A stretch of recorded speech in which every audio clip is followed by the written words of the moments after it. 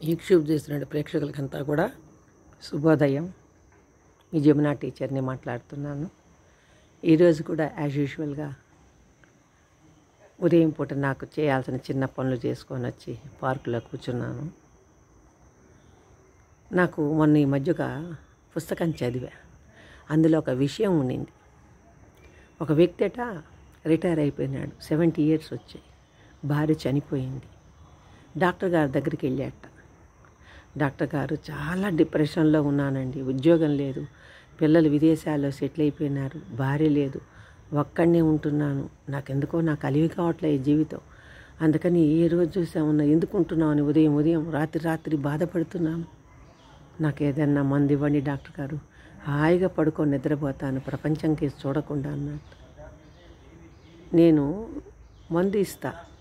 ఈ మందు ఇచ్చే ముందు నేను ఒక చిన్న పని చెప్తా, మీరు ఆ పని చెయ్యండి. ఏం చేయాలి డాక్టర్ గారు? అది చేస్తే నాకు మందు ఇస్తారా? మీకు ప్రశాంతంగా నిద్రపోవడానికి, హ్యాపీగా ఉండడానికే మందు ఇస్తా. కాకపోతే మీరు ఒక చిన్న పని చెయ్యాలా? చెప్పండి డాక్టర్ గారు. మీరు ఎక్కడ పుట్టారు, ఎక్కడ పెరిగారు? రాజమండ్రిలోనండి. అలా అయితే మీరు రాజమండ్రికి ఒక్కసారి వెళ్ళండి. మీరు పెన్షనర్, నిలబుట్టంగానే మీకు పెన్షన్ వస్తుంది, మీ పిల్లలు సెటిల్ అయినారు, మీకు అంత బాధ్యతలు లేవు. హాయిగా వెళ్ళి మీ పెన్షన్ డబ్బులు పెట్టుకొని ఒక 200 పేజీల నోట్స్ పెట్టుకోండి, ఒక పెన్ను పెట్టుకొని వెళ్ళండి. మీరు చదువుకున్న స్కూల్ సరౌండింగ్స్కి ఒక్కసారి పోయి చూడండి.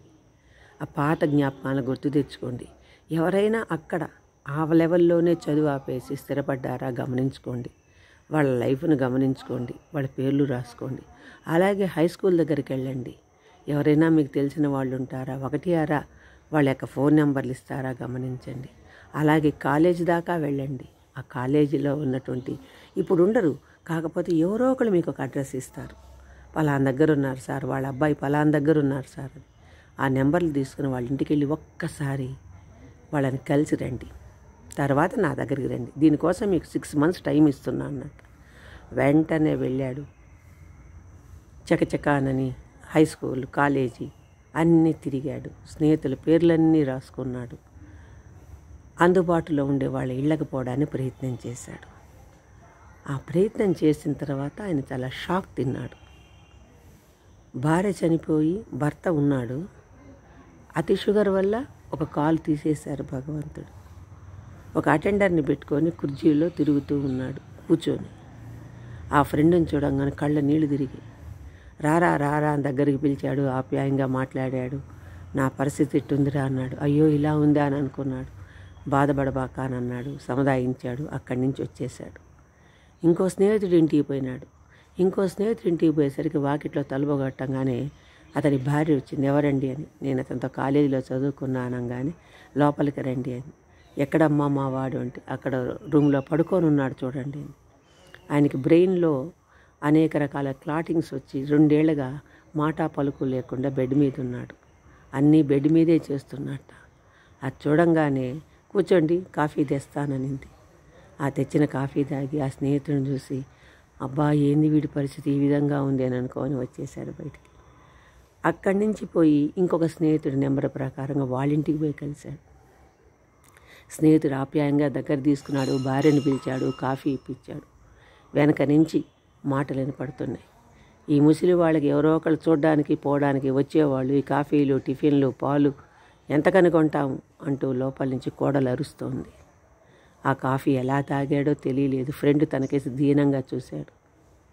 అప్పుడు అక్కడి నుంచి బయటకు వచ్చాడు. ఇంకొక స్నేహితుడిని కలిశాడు. ఆ స్నేహితుడి దగ్గరికి పోతే, లేడండి వృద్ధాశ్రమంలో ఉన్నాడు అన్నాడు. అక్కడ పోయి చూడంగానే, ఏందిరా ఇక్కడున్నావు, పెన్షన్ వస్తూ కూడా అని. నా వల్ల కాలేదు, ఎందుకంటే కొడుకు కోడల దగ్గర ఆ చాకరీ చేస్తూ మాటలు పడుతూ ఉండలేకపోయినాను, అందుకని నేను వృద్ధాశ్రమం డబ్బు కట్టి ఇక్కడ ఉంటున్నా. నాకు అన్నదమ్ములు, అక్క చెల్లెళ్ళు ఎంతమంది ఉన్నా నన్ను కొస జీవితంలో దగ్గరకు తీయలేదురా, ఒంటరివాడినిగా అనిపించేసింది. ఇక్కడ చేరాను. ఇక్కడ ఉన్న స్నేహితులతో పలకరించుకుంటూ ఉన్నా నా జీవితం అంతా నా బంధువర్గమే కళ్ళ ముందు ఉంటారు. ఏం చేసేది, అంతే నాకు దేవుడిచ్చింది అని అన్నాడు. అవి చూసుకున్న తర్వాత ఇతని మనసు ఎట్లా అనిపించిందంటే, వాళ్ళతో పోలిస్తే నేను ఎంత బాగున్నాను, నాకు 1వ తారీఖు పెన్షన్ వస్తుంది, నాకు ఈ రోజుకి ఏమీ శరీరంలో అనారోగ్యం లేదు. భార్య ఒకటే చనిపోయింది. పిల్లలు హాయిగా విదేశాల్లో సెటిల్ అయిపోయినారు. ప్రతిరోజు వీడియో కాల్స్ చేస్తున్నారు. నేను డిప్రెషన్లో పోవటం ఏంది అనుకొని ఇంటికి వచ్చేసి శుభ్రంగా స్నానం చేసి టక్కు బూటులాగా వేసుకొని ఆ డాక్టర్ గారి దగ్గరికి వెళ్ళాడు. డాక్టర్ గారు లోపలికి రమ్మనంగానే నమస్తే డాక్టర్ అన్నాడు. Good morning.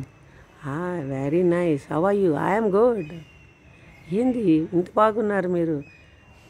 మీ మందు రెడీ చేసేసానండి, ఇచ్చేస్తా అన్నాడు. నాకు ఏ మందు అవసరం లేదు డాక్టర్ గారు అన్నాడు. ఏమంటే నా స్నేహితులందరినీ చూసిన తర్వాత నేను ఇంత హెల్దీగా ఉన్నానో తెలిసింది డాక్టర్ గారు అన్నాడు. అర్థమైంది కదా, ఏ ఇంట్లో దుఃఖం లేకుండా కష్టం లేకుండా ఏ ఇళ్ళు ఉండవు. దాని చూడ నువ్వు 20లో లేవు, 70లో ఉన్నావు. ఉన్న దాంట్లో ఆనందంగా ఉండు, ఎదుటి వాళ్ళకి నీ ఆనందాన్ని పంచు, అప్పుడే సుఖంగా ఉంటావని డాక్టర్ అన్నాడు. ఆయన దగ్గర సెలవు తీసుకొని వెళ్ళాడు. నాకు అది ఎంతో ఇన్స్పిరేషన్ అనిపించింది. మీకు బాగుందా? అలాగంటే ఎంతమంది ఇలా ఉన్నారో ఈ చెప్పిన విషయాలు లైక్ చేసేవాళ్ళు నాకు ఒకసారి కామెంట్ చేయండి. ఉంటా, మీ జమునా టీచర్.